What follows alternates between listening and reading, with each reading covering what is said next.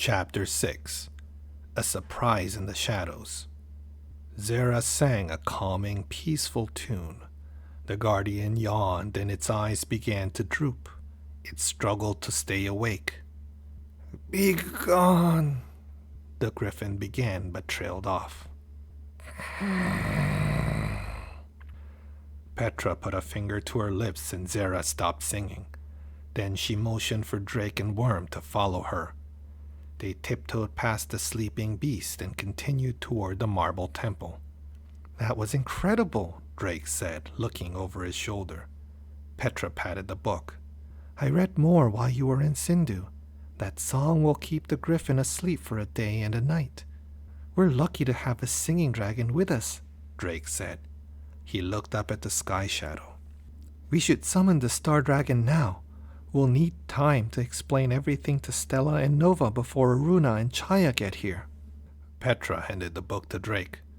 "Can you please hold this open for me while I play the notes?" Drake opened it to the Song of the Star Dragon. Petra raised the star flute to her lips and began to play. "Oops," said Petra.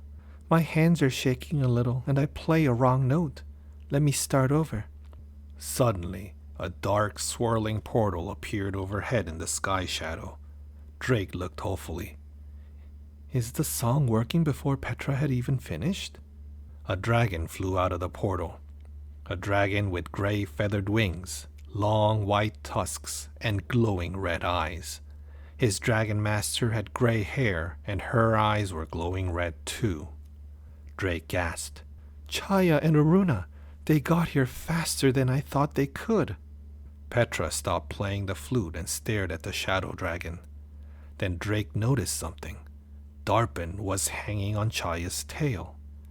Chaya landed on top of the marble temple. Darpin jumped down and ran over to Drake. "I'm sorry," Darpin said. "I didn't know that Chaya could create portals to travel through the sky shadow. There was no way to warn you we'd arrive so soon." Worm and Zera faced Chaya, ready to spring into action. Aruna glared at her brother. "Darpin," she snapped, "why are Drake and these dragons here? Where are the wizards you told us about?" Darpin stammered. Drake stepped forward. "Darpin just wants to help you," he said. "We can summon a star dragon to this temple. If you could listen." Chaya flew down to the temple steps and roared. "Roar!" The powerful, angry roar knocked Drake, Petra, and Darpin off their feet. The star flute fell out of Petra's hands. Drake grabbed the flute as it rolled off the edge of the peak. Aruna climbed off Chaya's back. She glared at Drake, Petra, and Darpin. "Chaya, destroy the star temple now," she commanded. Chapter 7. Breaking Through. Drake thought quickly. "If Chaya destroys the temple, we might never be able to summon the star dragon." "Worm, stop Chaya," Drake yelled. "Zera, use your stun potion," Petra cried. Worm's body glowed green. Zera's body did too. Worm shot a beam of light at Chaya. The shadow dragon ducked. Then Zera's 4 heads sprayed shimmering yellow droplets all over Chaya. The shadow dragon froze in place. "Wow," Drake cried. "Petra, what did Zera just do?" "We have been experimenting with different poisons Zera can create," Petra replied. "This one makes anything it touches stop moving, but it only lasts for a little while." Aruna stomped toward them. "Fools, don't you realize how powerful Chaya is? Your dragon's weak powers will not hold him for long." Darpin ran to her sister. "Aruna, please," he pleaded. "Listen to these dragon masters. They know a way to help you both." "We don't need your help," Aruna snapped. She raised her arms toward the sky. "Can't you see how beautiful this shadow is? Chaya and I are so powerful. We can do anything we want." "The Aruna I know wants to help everyone," Darpin told her. "Stop the sky shadow, and you will help the world." Aruna's eyes flickered. She paused. "I will never destroy Chaya's sky shadow." Darpin turned to Drake and Petra, shaking his head. "It's no use. I cannot get through to her." An idea popped into Drake's mind. His dragon stone glowed. Worm, can you use your powers to help Darpin get through to his sister? I think so, Worm replied. It is the Balam seed inside Chaya that is making Aruna evil too. With Chaya frozen, there is a chance I can use my powers to break their connection for a few moments. Then Aruna will lose her connection to the seed. Drake nodded. Darpin, talk to Aruna. Worm will help you get through to her. Soft green light shone from Worm's eyes onto Aruna. Darpin looked at his sister. Please, Aruna, what good is Chaya's power if plants will die and people will starve? I know you don't want that. As Darpin spoke, his sister's eyes flickered again. I don't know, she stammered. Aruna, listen to me, Darpin pleaded. None of this is your fault. You're not evil. Neither is Chaya. This all started when you fed Chaya the Balam seed. We know you meant well, and we can help you fix things, if you'll let us. Aruna shook her head. But Chaya knows how much you love him, just as I love you, Darpin said. Let us help you both. The red glow faded from Aruna's eyes. Her gray hair returned to a glistening black color. Worm stopped shining his green light on her. Aruna blinked, then threw her arms around Darpin. Brother, she cried. I'm so sorry. I never. Roar! Chaya roared and stomped. Zera's poison had worn off, Petra shouted. Chapter 8. A Lost Connection. Aruna's dragon stone glowed as she stepped toward the angry shadow dragon. Chaya, calm down, she said in a slow, careful voice. You must not attack Darpin or our new friends. They are here to help us. I made a mistake when I fed you the Balam seed. We must make things right. Roar! Chaya, his eyes still red from the cursed seed inside him, roared again. Wisps of gray shadow flowed through Chaya's nose. Like a rope, the shadowy tendrils wrapped around the chain of Aruna's dragonstone. Then the shadow yanked the stone from her neck. No, Aruna cried. The shadow tendril curled back up toward Chaya.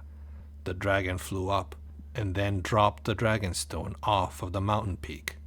Oh no, now Aruna can no longer communicate with Chaya, Drake realized. The shadow dragon roared again, and his whole body began to shine with gray light. Dozens of creatures flew down from the sky shadow, creatures made of shadow with glowing eyes and long arms. The shadow phantoms, Drake yelled, warning the others. Don't let them touch you. Worm, try to slow them down. Worm's eyes shone green, and glowing green bubbles appeared all around him. The bubbles floated through the air, absorbing any shadow phantoms they came in contact with. Great new bubble power, Worm, Drake cheered. Then Petra yelled, Zera, stun Chaya again, and get those phantoms next. Zera blasted Chaya with a powerful mist of yellow poison.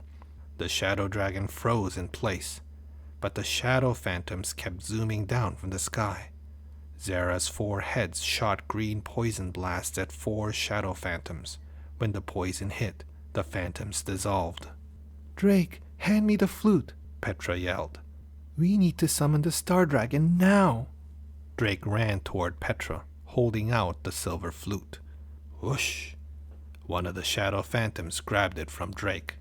Aruna pulled the flute away from the shadow phantom. She tossed it to Petra, who caught it and brought it to her lips. Drake tossed Darpin the Legend of the Star Dragons book next. Petra needs the music, he cried. Darpin opened the book to the page of music notes. Then Petra began to play the Song of the Star Dragon once more. Chapter 9. The Summoning. Drake, Aruna, Worm, and Zera fought off the shadow phantoms as Petra played the star flute. The enchanted, airy tune echoed across the mountain. Worm created more green bubbles to absorb the shadow phantoms. Zera flew overhead. She hit the phantoms with green poison mist to dissolve them. Aruna threw rocks at them. and Drake, with both hands now free, took his silver sword from his belt. A shadow phantom floated toward him. "Ah-ya!" he yelled, thrusting the sword into the shadow phantom. As soon as the sword hit, the phantom vanished. "Yes!" Drake cheered, but then he heard a cry overhead. Zera was tumbling out of the sky. Petra stopped playing the flute. "Zera!" she cried. "Worm, stop Zera's fall. I'll protect you," Drake yelled. "Petra, keep playing." Drake ran to Worm and began slashing any shadow phantoms that came near. Worm's eyes glowed. Green energy surrounded Zera as Worm used his mind powers to gently lower her to the ground. Drake immediately saw what was wrong. One of Zera's wings was turning into a shadow. Drake had seen this before, when a shadow phantom had touched Jean and Sindhu. If Shu, the water dragon, hadn't saved her, her whole body would have turned into a shadow. But Shu was not there. "A shadow phantom touched Zera's wing," Drake explained to the others.